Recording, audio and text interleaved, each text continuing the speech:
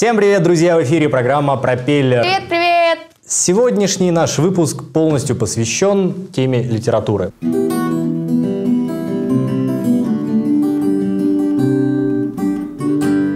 Шурик отправился в город для нашего первого сюжета и разузнал у наших горожан, какие книги они читают и какая книга последняя им особенно запомнилась. Здравствуйте. Скажите, пожалуйста, какая из последних прочитанных вами книг произвела на вас самое большое впечатление? И почему? Я вообще ничего не знаю. Вы ничего не знаете? А что вы читаете? Вы что, снимаете? Да. Ты, наверное, читаешь книги, да? Данте Алигьери «Божественная комедия». Почему она произвела на тебя впечатление? Ну, не знаю, потому что последняя. Какая книга на вас произвела большее впечатление? Гарри Поттер. Там много приключений, забавы. Джим Рона я сейчас читаю. Мне он всегда нравился. Автор этот, я много книг читала. И сейчас читаю, ну, конечно, вообще каждое слово – это для меня открытие. Наверное, Стивена Кинга «Сияние». Потому что я люблю фантастику, я люблю Стивена Кинга, особенно его книги. Я собираю коллекционные издания, поэтому я покупаю их в Питере, и мне очень нравится. Привет, привет, девчонки, как дела? Во! Никакой. Ты сейчас уйдешь, я так и знал. О, вот здесь. Я уже давно ничего не читаю, некогда. «Капитанская дочка». Я не знаю почему. «Голодные игры». Экшен, драма, всякое такое. «Гарри Поттер», «Дорога Смерть». Ну, концовка была неожиданная. Пацаны молодцы. Представляете, кто-то ответить не может, а вы так взяли, быстренько все раскидали. Большое спасибо. Вон какие-то рокеры идут, но я не знаю, читают ли они книги. Давайте спросим, читают ли рокеры книги. Рокеры! Рокеры! Пыш! Пыш! Пыш! Dragon Age. Так как там очень хороший сюжет, и главный герой там очень положительный, его интересно читать эту книгу. Онегин. Почему? Сюжет интересный. Гарри Поттер, наверное. Все-таки музыканты наши тоже читают не только они нотный стан. Итак, идем дальше. «Гибель богов» 2, Перумов. Потому что мне очень нравится Перумов на самом деле. Лев Александрович Толстой, «Война и мир». Как-то так интересно стало происхождение героя. Что с ним дальше будет? Может, сделаем вид, что я какой-то рэп-исполнитель приезжий, и я записываю здесь клип. Вон тут две девчонки. Они идут так, что вначале ты можешь их не заметить. Но когда ты подойдешь, ты все поймешь. Привет, вы застеснялись, но уже никуда не убежишь, потому что Миша преградил вам дорогу, а я как бы стою здесь, а назад разворачивается не вариант, правильно, да? У меня такой вопрос. Какая из последних прочитанных вами книг произвела на вас большее впечатление? Ничего не читаю. А ты? Не, тоже ничего. На счет 3 мы убежим с Мишей. Раз, два, три. Воу! Дмитрий Рус, попытка, как она, играть, чтобы жить. Или Конишевский. А почему? Потому что я играл в свое время. Ты читаешь? Меня нет. Нет? Может, рэп читаешь хотя бы? Эх, а я читаю рэп, кстати. Когда я вырос в этом городе, мне ни одного года не было, потому что я только начал расти в этом городе. А вон, смотрите, я вижу своего знакомого рэпера. Сейчас узнаем, что читают рэперы, чтобы делать свой рэп. Слушал пару книг, короче. Одна называется «Леди Макбет», по-моему. В принципе, для словарного запаса неплохо. И для духовного развития, наверное, тоже неплохо. Да. «Уголовный кодекс». Уголовный кодекс, профессиональная литература. Это очень здорово. «Гордость и предубеждение». Я как-то прочитала в интернете, типа, читайте эту книгу, когда вам плохо. Ну и захотела ее прочитать. И... Тебе плохо? Нет, просто из интереса. «Вампила», «Старший сын». Как похожая семейная ситуация там вот с моей. Пока не выпал дождь. Про пропавшую девочку слепую. Они потом через несколько лет ее находят. И все. Ну, короче, там очень длинная история. Практически ко всем, кому мы подошли, все ребята читают и тут же находят быстрый ответ, и еще и объясняют почему. Это очень здорово, это очень правильно, это очень хорошо. А последняя книга, которую я прочитал, «Один день Ивана Денисовича», Солженицын Александр. Просто на одном дыхании сидел, читал я, как будто это все видел, как это все происходит, как там люди страдали, как они помогали друг другу, что у них происходило, как они общались, как жили. Ну вот, в общем, про все это. И мне как-то это вообще все, в общем, было интересно. Понятно. Анастасия Гриневецкая. Какая книга тебе вот наиболее интересная оказалась? Из всех прочитанных это Фредерик Бигбедер «Романтический эгоист». Эта книга мне запомнилась больше всего. То, что написал твой коллега. Почему? Ну, рекламщик же Бигбедер. Ну, я же не рекламщик. Ты работаешь? Нет, ну это совсем, ну это разные сферы. Он создавал рекламу, я ее печатаю. Я читала книгу, и я смеялась. Это, он классный автор, и я прочитала много его книг, но это именно мне запомнилось. Во многом узнаешь себя. Наверное, не зря эту книгу разобрали полностью на цитаты, так же, как «Любовь живет 3 года» и «Каникулы в коме» и так далее. Мне подарили книгу, которая называется «Откуда берутся дети». У меня тоже была эта книга, да. Почему именно в 10 лет мне ее подарили, хотя я все... Вот. Тебе тоже в 10 лет подарили? Нет, я в 4 года. В 4?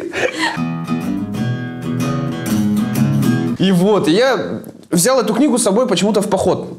Я занимался спортивным ориентированием, и я никогда не видел, чтобы огромное количество человек, там, наверное, человек 20, лежало и читало одну книгу.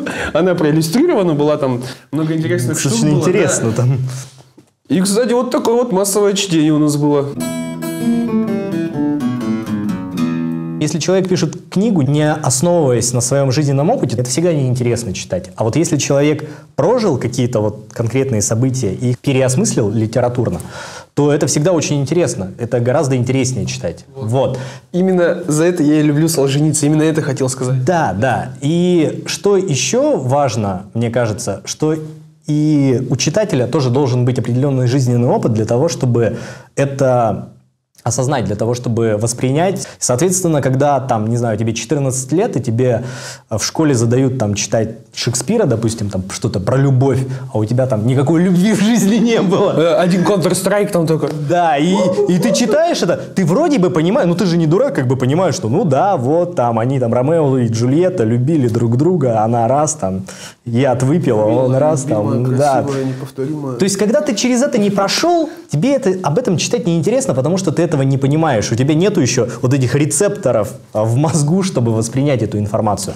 А когда ты прошел через что-то... Переходный возраст. Да, то есть это не важно, что это любовь. Если у тебя были сильные эмоции какие-то, и ты потом читаешь книгу, которая затрагивает вот эти же сильные эмоции, ты сразу же начинаешь с этой книгой резонировать, тебе сразу же становится интересно. Сюжет о нашей коллеге, девушке, которая у нас работала, пишет стихи юной поэтессе Анастасии Беловой. «Простуда, космос». Я не видела вживую выступления «Простуды космосом», но я посмотрела в интернете. У нее такой голос, ее вот хочется просто молча посидеть и послушать. Он завораживает. И плюс еще музыкальное сопровождение, конечно. Девушки могут многие найти что-то общее между собой и ее стихами, что очень тоже важно.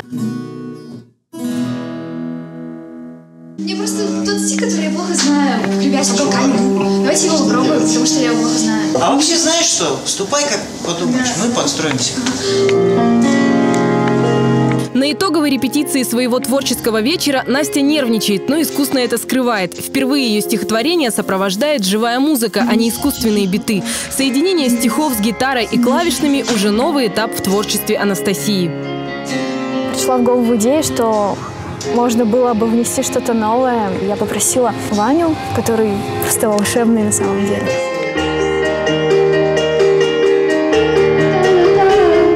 Я просто ему показала текст и сказала, что вот мне нужно что-то грустное. И Илья точно так же. Он сразу понял настроение, и они с Ваней как-то нашли общий творческий язык. Настя читала стихи на протяжении 2 часов, практически без пауз, погружая в самую глубь своих мыслей, ощущений, переживаний. И это так странно — улыбаться прохожим, узнавая тебя в каждой куртке темной и кожаной, прикрывать сквозные тихо и осторожно, ты не заметишь, но я тоже ненавижу закрывать лицо ладонью сквозь угрюмый смех, а ты по-прежнему лучше всех. Люди такие странные, они меня всегда спрашивают: да, ты все это пережила, ты там, у тебя такой груз за плечами. Умоляю, мне 17 лет. То, что я пережила, я просто настолько там украсила, утрированно выдала в строчки, что получились вот эти стихотворения, которые такие трагические. Если не знать меня, то кажется, что это написано женщиной лет 40, а то и больше, у которой несколько несчастных браков за спиной и так далее. Нет, это не так. Хочет небо над этой драмой. Живи, ребенок, тебе ли мало? На раны соли, на спину плеток льет отраву в сухую глотку. Бросаю в небо таблетку грусти. Заткнитесь, боги, я стану взрослой. плане книг, литературы я больше все-таки к классике склоняюсь, зарубежной, русской. Я люблю Иосифа Бродского. Я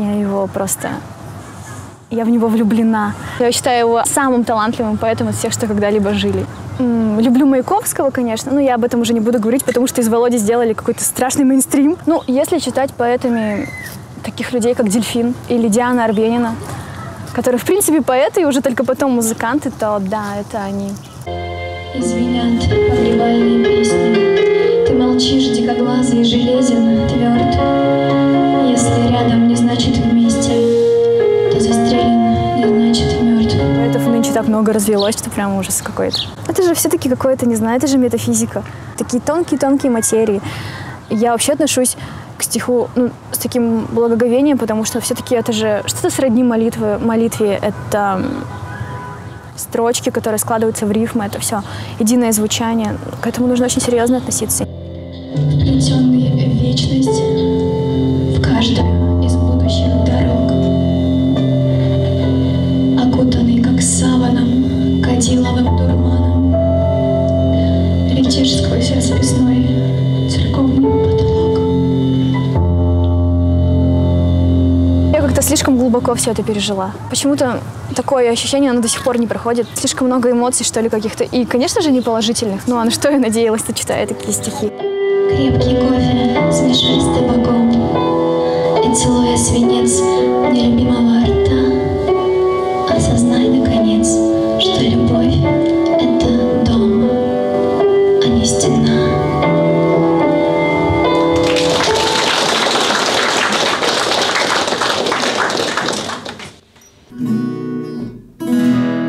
Это показатель настоящего таланта, когда человек может вот этот жизненный опыт, даже который он, может быть, не переживал сам, вот передать в своих стихах, в своих произведениях.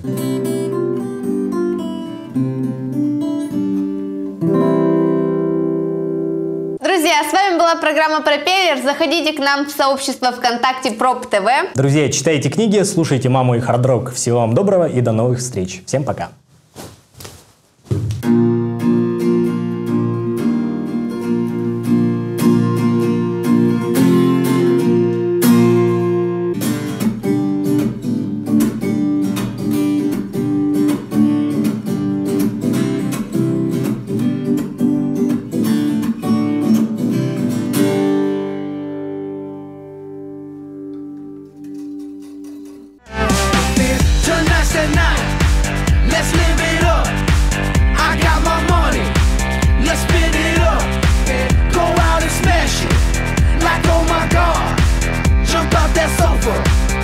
kick it.